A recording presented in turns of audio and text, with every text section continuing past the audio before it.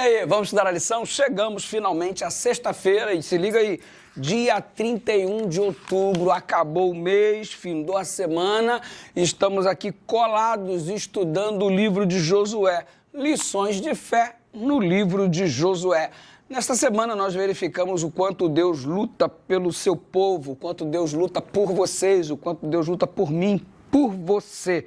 E olha, nós especialmente identificamos que o pecado em Canaã era social e estrutural, não apenas individual. A coletividade, a estrutura toda estava comprometida.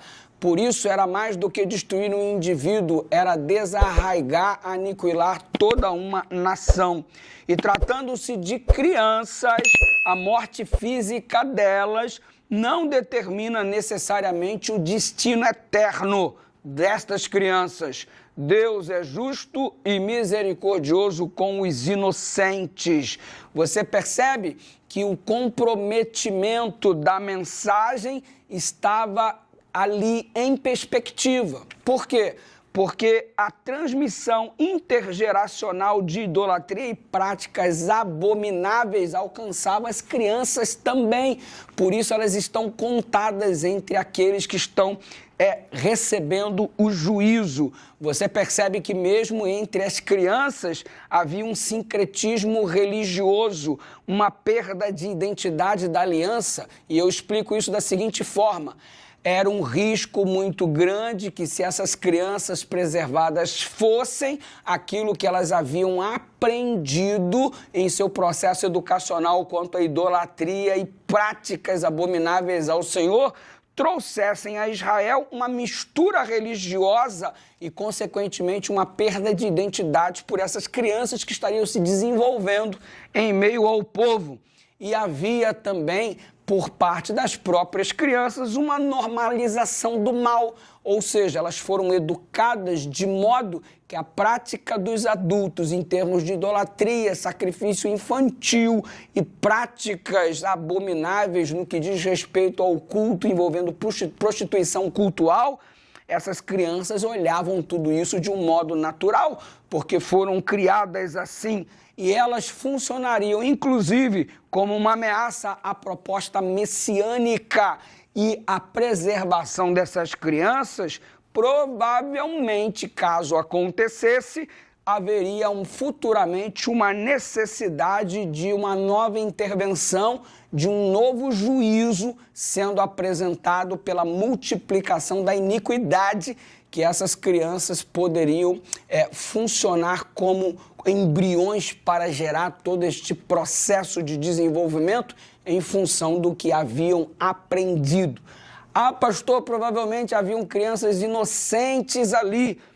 Pois bem, se havia crianças inocentes, a morte física não determina o destino eterno destas crianças.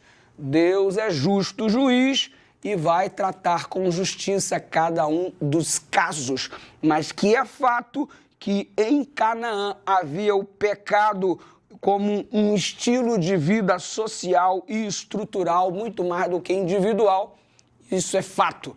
O juízo de Deus veio, nós cremos num Deus justo e bom que trata e julga com retidão e confiamos que se houvesse alguma criança inocente, elas receberam ali a questão da execução em função de fazer parte do todo, todavia, elas receberão o tratamento justo conforme a retidão do nosso Deus, a bondade e a misericórdia que só Ele possui.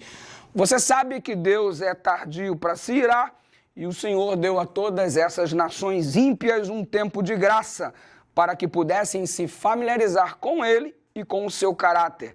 A condenação delas foi de acordo com a luz dada, pelo fato de haverem recusado receber esta luz e por terem escolhido seguir seus próprios caminhos em vez de os caminhos de Deus.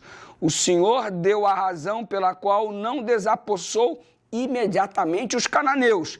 É que a medida da iniquidade dos amorreus ainda não havia se enchido. Através de sua iniquidade, eles estavam gradualmente chegando ao ponto em que a longanimidade de Deus não mais poderia ser exercida. Então o juízo veio. Perceba, Deus estende graça. Aproveite a graça que está sendo estendida para você. E assim somos salvos pela graça, mediante a fé. Isso não vem de nós, é dom de Deus. Louvado seja o Senhor por sua bondade, misericórdia e graça. Os cananeus rejeitaram, que você possa aceitar e eu também. Vamos orar? Senhor, aceitamos a tua graça, aceitamos a oportunidade que o Senhor nos dá e aproveitamos para dizer que estamos do teu lado, te aceitamos, te amamos e queremos te servir para sempre em nome de Jesus.